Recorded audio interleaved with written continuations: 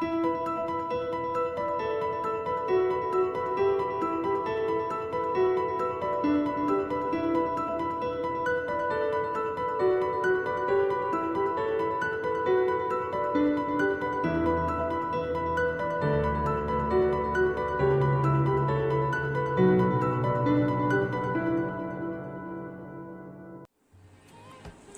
semuanya, apa kabar?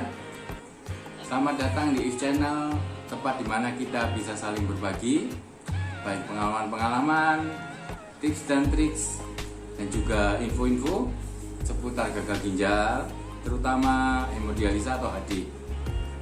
Pertama-tama perkenalkan, nama aku Ivan dan aku adalah pasien hemodialisa dari Surabaya.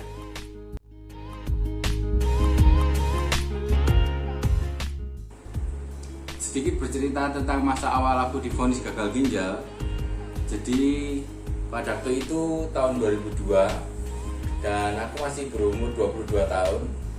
Dan waktu itu aku masih menjadi mahasiswa aktif di jurusan teknik sipil di salah satu universitas swasta di Surabaya.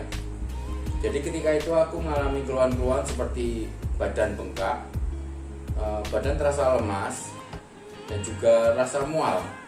Jadi dari keluhan-keluhan tersebut, keluarga memutuskan untuk membawaku ke dokter untuk melakukan check up. Dari dokter tersebut, dia mengatakan bahwa dia memerlukan observasi lebih lanjut, sehingga aku disarankan untuk menjalani opname.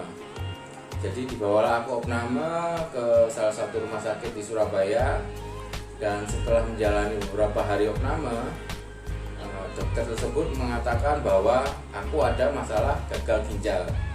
Dan jalan terbaik yang bisa ditempuh adalah cuci darah waktu itu. Nah, mendengar cuci darah tentunya keluarga agak kaget dan berusaha mencari second opinion ke dokter lain. Dan pada waktu itu ada beberapa saudara mengatakan untuk membawaku ke Singapura. Jadi dari opname tersebut aku pulang dan diberangkatkanlah aku ke Singapura. Nah, sampai di Singapura, aku sempat konsul di beberapa dokter di sana, dan beberapa dokter di sana juga mengatakan sama seperti dokter di Indonesia bahwa aku ada masalah gagal ginjal, dan bahkan salah satu dokter di sana mengatakan kondisiku sudah sangat drop. Jadi dilihat dari hasil labnya darah terlalu kotor sehingga diperlukan tindakan cuci darah atau hemodialisa dengan secepat mungkin. Jadi setelah konsul itu aku opname di Singapura, dan di Singapura itulah aku menjalani hemodialisa aku yang pertama, yaitu di tahun 2002. Nah, di Singapura itu aku sempat di sana sekitar 2 atau 3 minggu dan menjalani hemodialisa di sana dan konsultasi dengan dokter tersebut. Setelah diskusi beberapa kali, dokter tersebut menyarankan untuk melakukan transplantasi. Jadi pilihan hidupku ada 2 waktu itu, yaitu hemodialisa atau transplantasi. Nah, dari pilihan tersebut keluarga kami memutuskan untuk mengambil hemodialisa karena biaya transplantasi di Singapura sangat mahal. Jadi kita memutuskan untuk kembali ke Surabaya untuk melakukan hemodialisa saja. Jadi setelah itu kita kembali lagi ke Surabaya dan menjalani hemodialisa di Surabaya.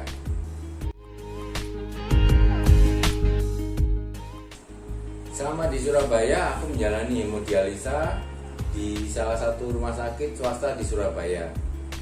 Pada waktu itu, aku mengikuti jadwal hemodialisa seperti di Singapura, yaitu 3 kali seminggu dan tiap hemodialisanya 4 jam. Oleh karena ada keluarga-keluarga mendengar bahwa aku mengalami gagal ginjal dan menjalani hemodialisa, beberapa keluarga datang membesuk dan berbicara dengan keluargaku dan berdiskusi bahwa benarnya untuk gagal ginjal paling bagus adalah transplantasi, dan mereka menyarankan untuk melakukan transplantasi ke China karena di Singapura saat itu mahal sekali. Maka keluarga mulai berdiskusi dan memutuskan agar aku diupayakan untuk transplantasi ke China. Jadi aku sempat menjalani cuci darah di Surabaya sekitar 2 atau 3 minggu juga. Setelah itu aku berangkat ke China.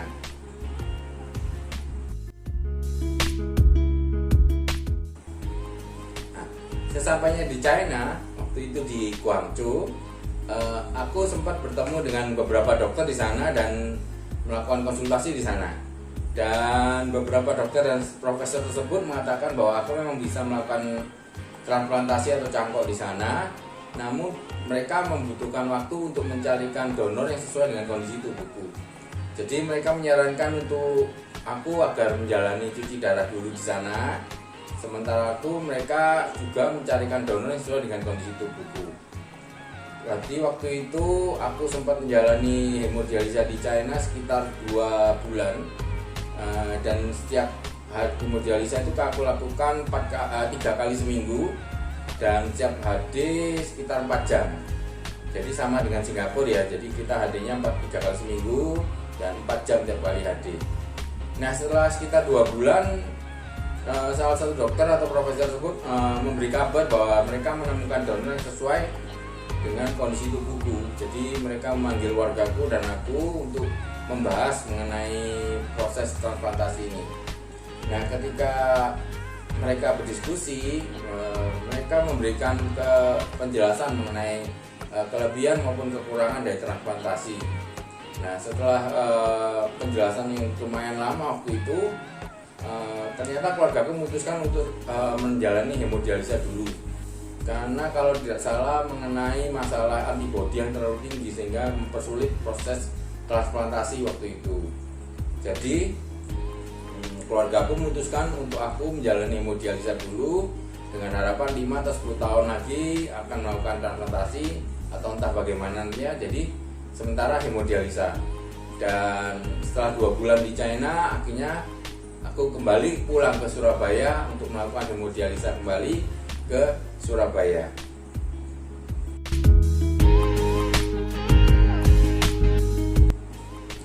Setelah sampai di Surabaya, aku kembali menjalani hemodialisa di salah satu rumah sakit di Surabaya. Tapi waktu itu aku menjalani hemodialisa dengan jadwal sama seperti di Singapura maupun di China, yaitu 3 kali seminggu dan tiap hemodialisa 4 jam waktu itu. Nah, pada waktu itu aku melihat banyak teman-teman yang hemodialisa di Surabaya melakukan hemodialisa hanya 2 kali seminggu dan rata-rata 4-5 jam. Nah, dari sini aku menjadi bingung dan mulai mencari tahu sebenarnya apa yang harus aku lakukan untuk menjadi pasien hemodialisa yang dapat bertahan kondisi sesehat mungkin. Nah, seiring waktu itu juga aku juga mulai mempelajari dan mulai mencari komunitas-komunitas, baik komunitas di dalam maupun di luar negeri, referensi-referensi dokter-dokter baik di dalam maupun di luar negeri. Dan dari semua yang aku ketahui semua, aku mulai menerapkan ke diriku sendiri.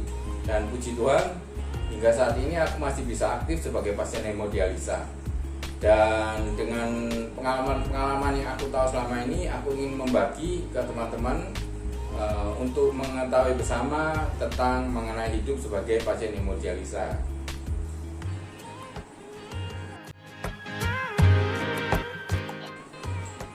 Sekian perkenalan dariku dan juga e-channel. Kiranya e-channel ini dapat membantu teman-teman sekalian dalam menjalani hidup sebagai pasien gagal ginjal, terutama hemodialisa, untuk lebih semangat lagi dalam menjalani kehidupannya. Jangan lupa, aku mohon untuk saran-sarannya. Untuk itu klik like dan juga subscribe supaya dapat mengetahui sharing-sharingku berikutnya. Semoga membantu. God bless you.